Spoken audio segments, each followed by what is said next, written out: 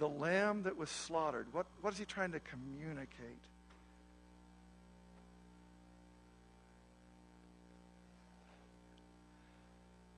If you're a Christian and you know what this holiday is fully about, because you've been transformed by God, that is a gruesome picture in which you see beauty. But do let me make it clear. I understand for somebody who doesn't get that how anachronistic that is. There's a book that was on the front cover of Time magazine last week. Thank you so much, Time. Rob Bell, and he was talking about how there's no hell and blah, blah, blah. And he talks specifically in his book, he talks about how this image of Jesus Christ is one we just have to put away. Now, let me say something. For Christians, that's an offense, but let me say something. There's a lot of people in here that don't know Christ, and you're thinking exactly what Rob Bell is saying. You look at that picture and you say, that's just anachronistic. You know what anachronistic means? Out of time. It means way back then, 2,000 years ago, we used to brutalize people like that. And I get that still in some places in the world this still happens. But the bottom line is, we're sophisticated now. We're beyond that. We wouldn't do that to somebody. We don't do that to people anymore when we get to a certain level of sophistication. If we're still in a brutal thing, yeah. But what happens when you're in a sophisticated place? This is no longer language that works for you because this is brutal stuff. It's just brutish. What, does God just like to beat up on people? I don't get it.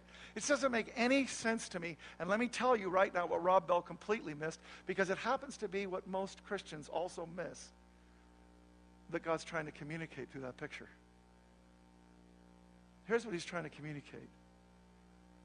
God so loved the people that he created that had made choices to stray from him, that he came to earth in order to show us what the life that God had for us looked like, knowing that our response to that, to him showing us what life was supposed to look like, the miracles that he did, the good things that he did. He never did anything bad to anybody. He healed them, and for that, he got this.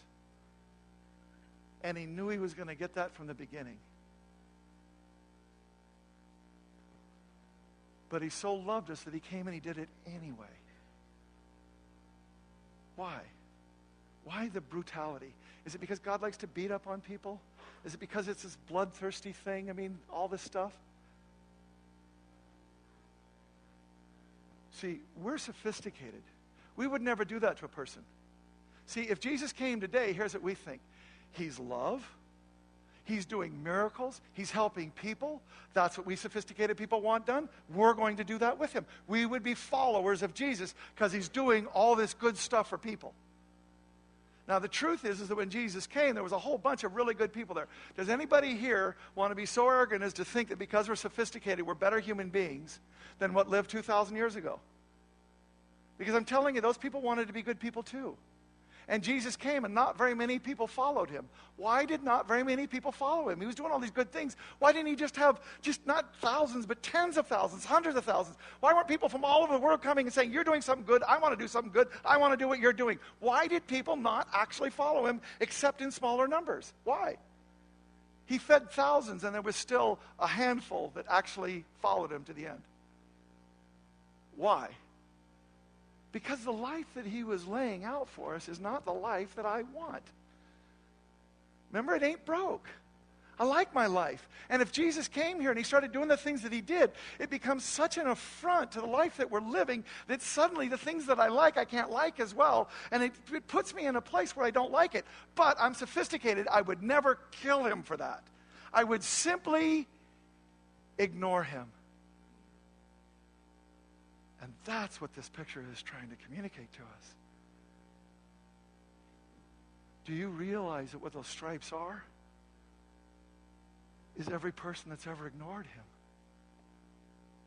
It's God saying, I loved you. You're the apple of my eye. I wanted everything for you. I had everything. I have everything for you. All I want you to do is come to me. I'm giving you a real choice. All I want you to do is come to me. And God is wanting you to come to him and wanting you to come to him and wanting to come to him. And then we make these choices where we say, yeah, kind of, but not. And we ignore him and we move in a different direction. And every single time we do that, do you realize how much it is hurting him?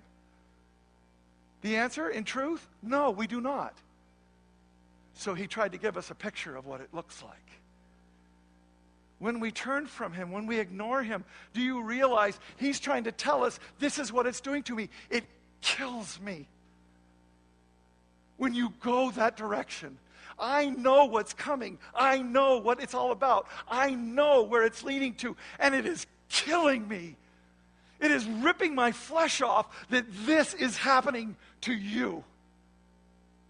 He knows that we don't understand. He gets that we don't get it. And so he tried to give us a picture that we might get it. That's what that means. It's not the people that beat him. This is the effect that all of us have when we turn from him. And he knows we don't get it, and he's just trying to have us to come to understand it.